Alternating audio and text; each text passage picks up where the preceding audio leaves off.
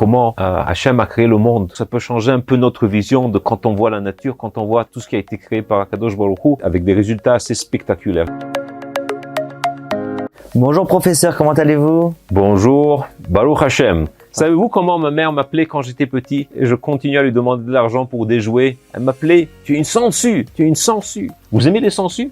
Alors laissez-moi vous parler aujourd'hui des pouvoirs curatifs de cet étonnant animal. En fait, j'ai une surprise pour vous. Ils sont utilisés à l'époque actuelle. Vous aurez pensé que peut-être on utilisait ça pour les saigner au temps du Moyen-Âge ou par les anciens Grecs.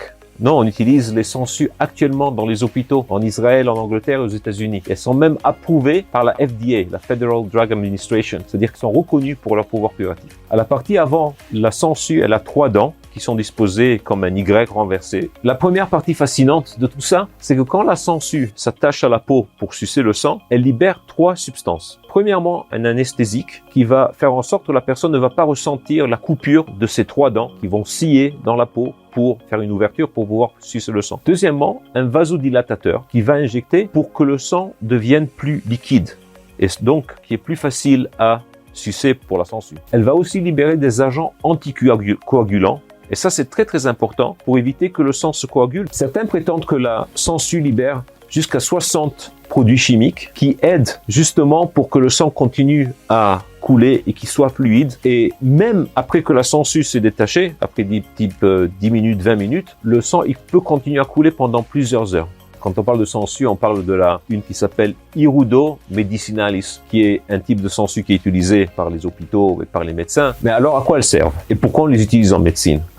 Malheureusement, il y a des cas où parfois, il y a des membres qui sont détachés à cause d'accidents, il faut les réattacher. Quand on réattache un membre, il faut que le sang continue à circuler et qu'il ne coagule pas. Si le sang coagule, la greffe ne marche pas. Et donc là, ce que les sangsues font, c'est au niveau sous-cutané, elles réussissent à rendre le sang bien liquide pour que ces connexions se reforment. Et il y a des histoires incroyables d'organes différents qui ont été réattachés et auxquels on a attaché des sangsues.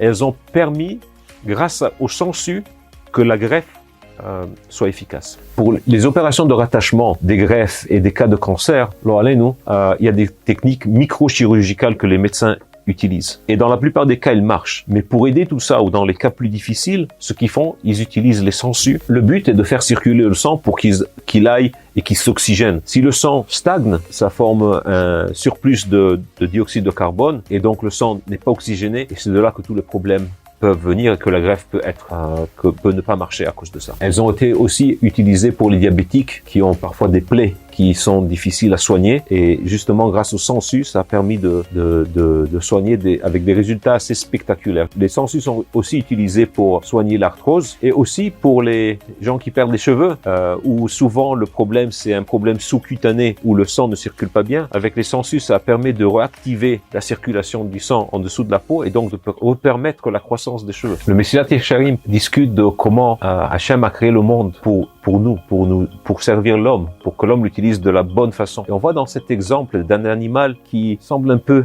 insignifiant, comment avec les agents anticoagulants et les peut-être 60 protéines ou produits qu'il injecte pour aider à des cas de médecine tellement compliqués comme des greffes ou des cas de diabétiques ou des cancers et des cas où ici ça peut sauver des gens, ça peut sauver des membres. Juste cet animal, on voit Marabou Maaser Hachem, tout ce qui a été créé, même ces animaux qu'on aurait pu penser au début insignifiants ou pas très jolis à voir même, ils peuvent nous être utiles. Donc ça peut changer un peu notre vision de quand on voit la nature, quand on voit tout ce qui a été créé par Akadosh Baruch Hu. En 2004, la FDA a approuvé comme traitement officiel les sangsues aux États-Unis et aussi en Israël.